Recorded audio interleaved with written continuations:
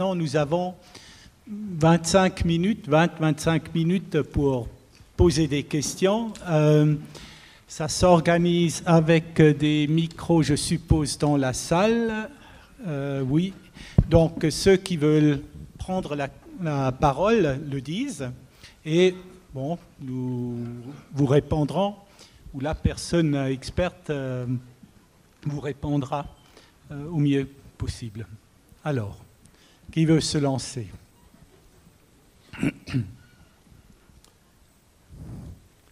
Ah.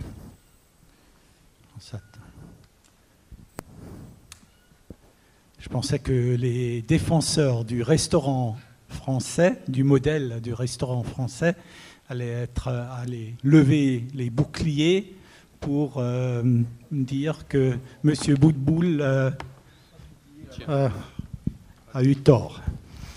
Oui. Alors, je rebondis sur le mot bouclier, surtout pas de bouclier, parce que j'aime beaucoup, dites donc si je m'approche trop, j'aime beaucoup le bento dans sa façon d'être construit tous les matins à 5 heures.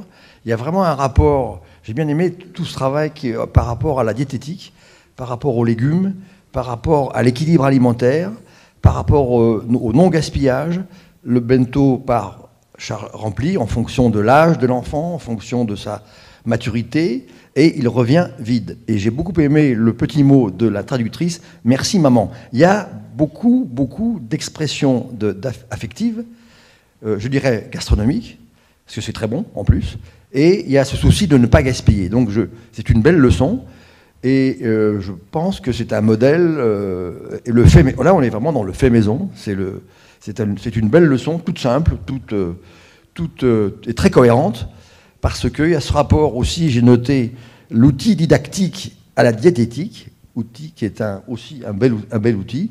Et madame a été fort surprise que j'ai beaucoup bien écouté ce qu'elle disait. Robuchon est un homme fabuleux que je connais bien. Elle dit des frites, pourquoi pas, avec une petite connotation, un petit mouvement d'ironie par rapport aux frites. Donc ceci étant, j'ai pas de question particulière pour Bernard Boutboul, sauf qu'on n'a pas parlé de la gamelle, mais je pensais qu'on allait en parler à cause du bento et du fait que de plus en plus les gens amènent à manger sur le lieu de travail avec un bento français, quoi. Voilà, ça, on l'avait déjà évoqué. Mais moi, je suis ravi d'avoir écouté non pas cette leçon, mais cette démonstration sur le produit, sur la diététique, sur la légèreté et le côté nourrissant. Et le respect des âges en plus. J'ai bien aimé les enfants, le primaire et l'adulte. Voilà, c'est juste une remarque comme ça. Voilà, une remarque toute simple, mais pas simpliste. Merci beaucoup. Alors, Bernard Boutboul n'est jamais à court de mots. Il va rebondir sur gamelle très vite. Évidemment, je vais répondre sur la gamelle parce qu'on m'interroge. Alors, il faut savoir que la gamelle avait disparu. Elle est revenue avec la crise de 2008. Et nous nous sommes aperçus, l'INSEE a fait la même étude que nous au même moment, que 12 à 15%, eux disent 12, nous on dit 15, enfin bref, 12 à 15% des actifs tertiaires plutôt féminins de ce pays auraient plus ou moins recours à la gamelle. Alors qu'est-ce que la gamelle du 3e millénaire ? C'est un morceau de fromage, un reste de plat cuisiné, un reste de salade, un fruit que je trouve dans mon frigo et que j'assemble dans une boîte qui est loin d'être aussi jolie que celle qu'on vient de voir et qui est souvent une boîte tupperware ou une barquette, un truc comme ça que j'amène au bureau. Alors, on s'est approché de ce phénomène et on s'aperçoit qu'il est à 85% féminin.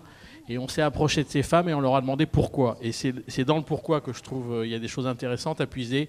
La première raison, c'est le prix, ce qui n'est pas très étonnant, lié à la naissance du retour de la gamelle lié à la crise.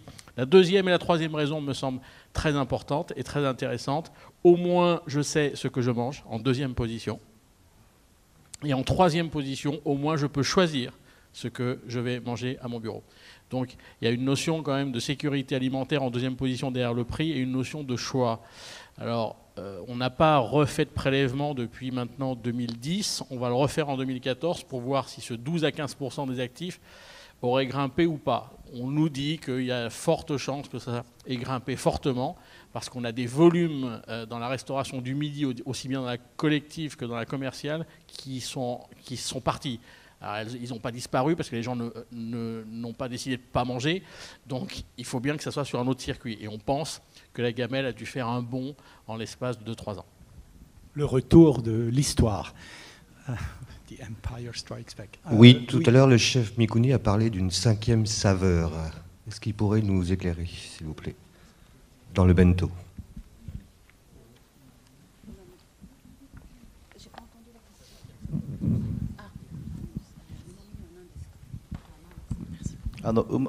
Umami というのは、甘い、酸っぱい、しょっぱい、苦いを見ます。 Donc d'abord, dans le umami, il y a salé, acidité, sucré, amertume. で、5番目の味覚として旨味というのがあるんです。 Nous, excusez-moi, il y a 4 goûts différents, nous, et 5e goût, c'était umami. On appelle umami. それは昆布と鰹節で出汁を取るんですね。 Donc nous, vous connaissez le mot dashi, en fait, une sorte de bouillon on obtient le goût avec les algues, kombu et katsuobushi, le bonite râpé. それを出汁っていうんですね。で、それは99.999% そのグルタミン酸が出るんです。 Donc si on obtient le bouillon avec kombu et katsuobushi, dans le bouillon, il y a 99%, 99,99999%, il y a glutamine, acide glutamide, c'est possible? Glutamate. Acide glutamine qui a dedans et ça donne le goût umami. 旨味の正体です。 C'est ça le umami. J'ai une question pour M. Boutboul, s'il vous plaît. Il y a un secteur de l'alimentation maintenant qui est en croissance à Paris au moins, c'est le truck food. Il y a plusieurs camions à Paris qui circulent, qui donnent leur positionnement et qui fait une cuisine, on va dire une alimentation de très bonne qualité. Notamment l'hamburger, c'est le camion qui fume, qui fait des choses de grande qualité, de prix raisonnable, où il y a 250 personnes par jour en dehors de qui attendent manger dans ces camions, et pas dans le camion, puis qui procurent leur repas dans le camion. Les restaurateurs autour de ces camions se plaignaient qui prennent leurs clients et finalement tout le monde qui ne peut pas attendre pour le hamburger ou l'autre chose qu'ils font, les restaurants à côté en profitent. Alors je voudrais savoir si vous savez ce qui se passe dans ce domaine. C'est quelque chose de nouveau. C'est un fast food si vous voulez, mais de grande qualité, très soigné. Qu'est-ce que vous en pensez, monsieur? Est-ce que je peux juste apporter une petite information? Alors aux États-Unis, ça s'appelle les pop-up foods. C'est donc effectivement des camions qui circulent en ville et qui proposent des menus complets, relativement bon marché. Et la réaction des restaurateurs, qui était la même comme celle en France, était en fait de les inviter à l'intérieur. Et récemment, dans le New York Times, il y a eu un article sur un restaurant à Brooklyn qui donne une fois par semaine une place à quelqu'un qui fait donc le pop-up food éthiopien. Enfin, la réponse... Alors il faut savoir que pour une fois, on développe un phénomène pratiquement au même moment que les États-Unis. Alors il faudrait plutôt appeler ça en France des mobiles, parce que les Français n'ont pas que des camions, ils ont des camionnettes, des triporteurs et même des vélos et des tricycles. Donc il y a beaucoup de choses qui se passent en France. Il faut savoir quand même, pour la petite histoire, qu'il y a 500 trucks en France, tout format confondu, dont une toute petite minorité dans Paris. Pour une simple et unique raison, c'est que la municipalité de Paris rejette absolument tout type de pénétration de food truck. On a été à une réunion avec la mairie de Bordeaux, Toulouse, Lyon et Paris. Ils disent tous en chœur C'est le premier vent contraire des trucks. Les écologistes nous demandent de faire sortir les camions et vous allez nous faire rentrer des camions avec de la bouffe. Il y a un truc qui ne va pas, c'est pas possible. Donc on ne peut pas accepter ça. Le deuxième vent contraire, et vous l'avez dit, ce sont les syndicats de restaurateurs qui disent il est hors de question que vous nous mettiez un truck, un mobile en face de chez nous. Et le troisième vent contraire, dont on ne parle pas pour l'instant, c'est la répression des fraudes. L'hygiène nous a dit, j'espère que vous rigolez, vous faites des steaks dans la rue et des frites dans la rue avec la pollution et les pots d'échappement. Et je ne sais pas si certains d'entre vous ont déjà approché des trucks, plutôt à Paris qu'ailleurs d'ailleurs. Regardez comment sont entreposés les produits. Regardez dans la cabine les burgers qui sont entassés, pas dans du froid positif, à même le bitume. Je ne plaisante pas, je suis très très sérieux. Je pense que si la répression des fraudes se met en route, ça va être un gros problème. Alors ça fait 3 vents contraires en France qui sont un peu problématiques, alors que le truck est un excellent mode de distribution. Le consommateur a de moins en moins de temps à aller au produit. Le produit va à lui via un mobile. Excellent. Et je pense qu'il faudrait prendre modèle sur le maire de New York, qui vient de plus être maire, c'est lui qui a fait ça. Pareil, il était comme la mairie de Paris, il a dit il y en a marre des trucks, etc. Et il a créé des rues de trucks. Et je trouve ça très intelligent. Et ces rues de trucks, il les a autorisées dans des rues d'habitat. Vous voyez, on commence à résoudre plein de problèmes. 1, dans ces rues d'habitat, il n'y a pas de restaurant. 2, on gêne personne parce que les gens ne sont pas là dans la journée puisqu'ils bossent. Et 3, on crée une concentration de trucks qui va attirer plein de monde dans cette rue. Je trouve ça très intelligent comme démarche. Je ne comprends pas, j'ai suggéré aux municipalités de créer également des rues de trucks. Pour l'instant, ils sont plutôt... on ne vous donne pas d'emplacement plus tard, etc. Les mairies en France sont assaillies de demandes. Et ils font traîner parce qu'ils ne veulent pas développer ça. Et il y a plein de municipalités en périphérie des villes qui disent « venez, venez, nous on a besoin de trucks » parce qu'il manque d'offres. Et c'est ça qui est intéressant. Soit dit en passant, en Guadeloupe, les trucks existent aussi. Le poulet boucané fabriqué dans des trucks est là. Est-ce qu'il y a d'autres questions? Oui.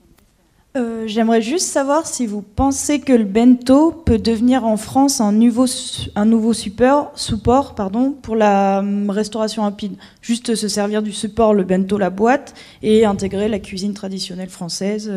Je crois que ça se fait un petit peu, mais je ne suis pas vraiment au courant sur le sujet. Donc je voulais savoir votre avis. Malheureusement, non. Je dis bien malheureusement, non. C'est pas possible. Vous avez entendu l'excellent exposé.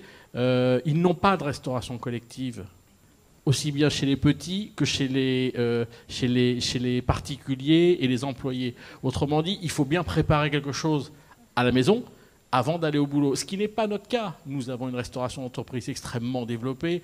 Les cantines scolaires existent vraiment partout, qu'on soit dans le privé, dans le public, les municipalités, enfin bref, les sociétés de restauration collective. La seule chose qui pourrait venir chez nous via le bento, c'est parce qu'on aurait besoin d'un packaging pour transporter un produit ou une structure de repas d'un point A à un point B. C'est la seule chose qui pourrait exister. Ça existe, il y a des boîtes qui nous proposent effectivement toutes les séries de boîtes, etc. Pour l'instant, ça décolle vraiment pas fort.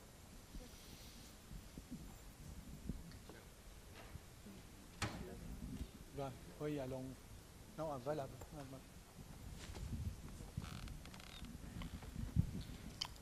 Par rapport, encore une fois, au bento, est-ce qu'on constate des différences sociales entre les différents bento, entre une classe ouvrière et peut-être une classe de cadres par rapport aux enfants ou par rapport même ne serait-ce qu'aux ouvriers ou aux cadres en tant que tels?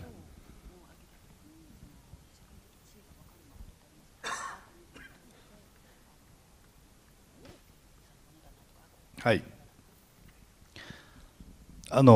Oui.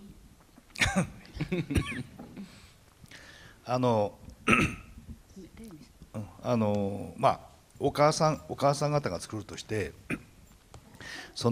あまりこの情熱のないお母様方は冷凍食品とか出来合いのものを買って詰めるんですね。それは子どもたちは必ず残してきます。で Donc, comme on vous a dit, traditionnellement c'est maman qui prépare le bento. Et bien sûr, des fois, maman qui n'a pas le temps, qui n'ont pas trop d'amour pour ses enfants, elle utilise de bento déjà faites dans le supermarché et il le ramène à la maison et elle le remettent dans un bento. Et aussi, voilà, très simple par rapport à la couleur, etc. Donc ça se voit tout de suite. Et ce bento-là, c'est vrai que maman récupère avec boîte pleine. で子供たちは喜んで食べるのはそのお母さんがちゃんとそのマルシェに行ってそのオーガニックだとかちゃんと選んで、で調理法もちゃんとその化学調味料を使わないで作ったものは子供たちが100% 食べます。 Donc pour les enfants, c'est vrai que si c'est maman qui va au marché et choisit cuisiner comme il faut par la saison, la nourriture différente, et ça c'est vrai que les enfants adorent, et c'est vrai que toujours ces boîtes-là sont vides quand maman récupère, et voilà, des fois c'est pas le cas.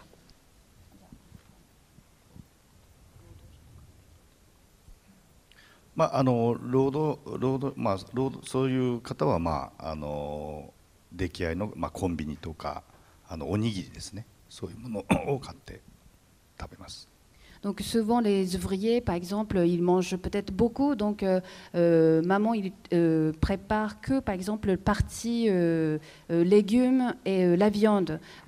Qu'on peut voir par exemple la photo à droite et celui de bas. Vous voyez. Et pour le riz, par exemple, il y a beaucoup de combini, donc supérette japonais qui est ouvert 24 heures sur 24 heures, 7 jours sur 7. On peut acheter facilement onigiri, qui est donc le bol de riz rectangulaire. Donc ils achètent de temps en temps à ça. Je voudrais juste faire une remarque par rapport au bento, parce qu'il y a des personnes que ça semble intéresser. Il y a un bouquin qui est absolument extraordinaire, qui s'appelle L'heure du bento, qui est un bouquin traduit du japonais, où des gens sont allés rencontrer des tas de personnes de métiers différents qui parlent de leur bento, qui à propos de ça racontent des tas d'histoires avec beaucoup d'amour, de nostalgie. C'est un bouquin absolument génial. Voilà. Parfait. D'ailleurs, M. Mikuni est en train de préparer lui-même aussi un livre sur le bento. Et nous, on a eu en quelque sorte la primeur d'entendre un peu les résultats de sa recherche. Mais... Oui, merci Bernard Hénal. On aura donc effectivement 2 livres à acheter bientôt sur le bento que je découvre d'une façon très précise et très sympathique avec cette intervention. Et je pense que j'ai envie de dire à Bernard Boutboul qu'effectivement il y a un travail à faire. Parce que c'est 85% de femmes qui, effectivement, sur les 12% qui maintenant emportent la gamelle, je crois qu'il y aurait quelque chose de fabuleux, de culturel, à leur expliquer effectivement cette découverte du bento, à leur dire, voyez, parce que finalement, c'est 85% de femmes. Moi, je suis plus beaucoup dans le monde actif, mais encore un petit peu, je vois les jeunes femmes apporter aussi de temps en temps leur gamelle au bureau. Mais c'est vrai que finalement, elles vivent, mais c'est pas péjoratif, je fais attention, elles vivent un petit peu sur les restes de la veille, elles vivent sur une pomme rajoutée, etc.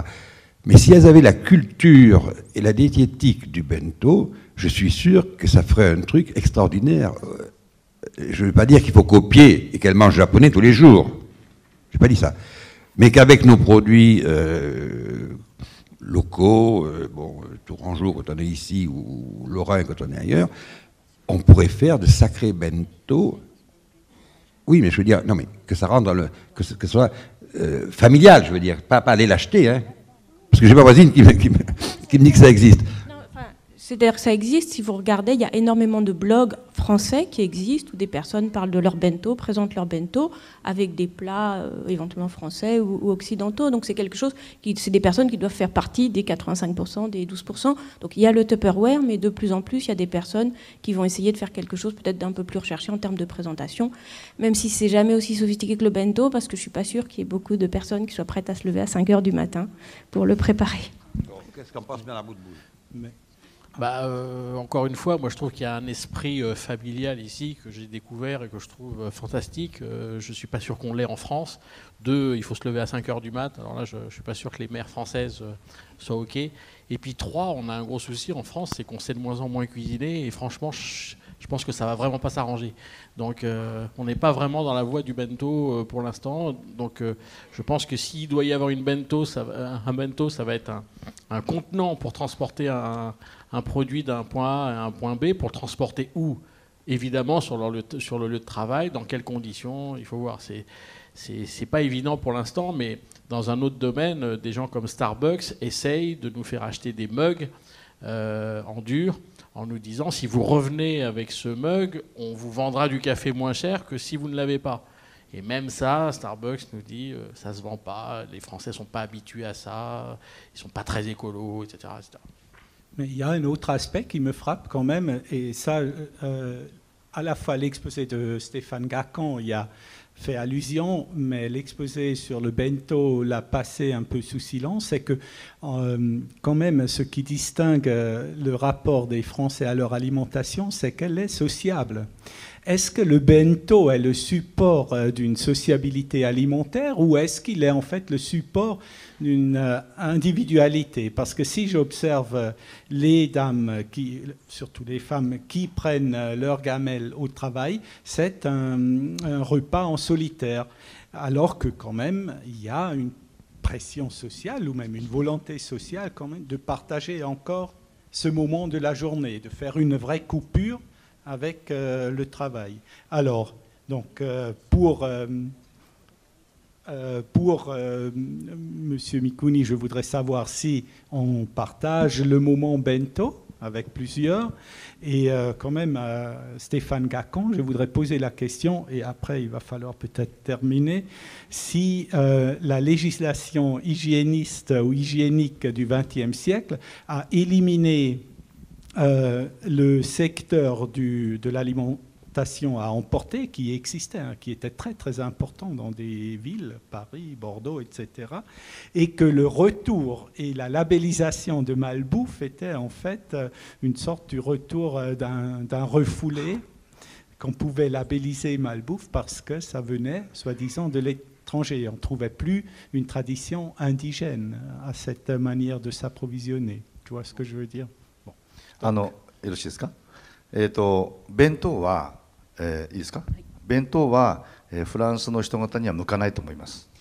Je pense que bento ne correspond pas à votre culture. Peut-être. 弁当は、日本人は、これ一つありますけど、それを黙って食べるんです。Au Japon, ce boîte-là, on mange tranquillement tout seul. 誰かが話しかけたらうるさいって言ってで一人で食べるのが、それはどういうことかというと、日本人はその弁当とこう語り合いながらで、こう弁当と自分というコミュニケーションが成り立っているので、弁当っていうのは日本で成立してるんですね。Au Japon, donc, si par exemple il mange tout seul bento et quelqu'un qui lui pose question, il va dire, je peux dire gros mot? Urusai. Donc ça c'est, on peut dire la ferme. Laissez-moi tranquille.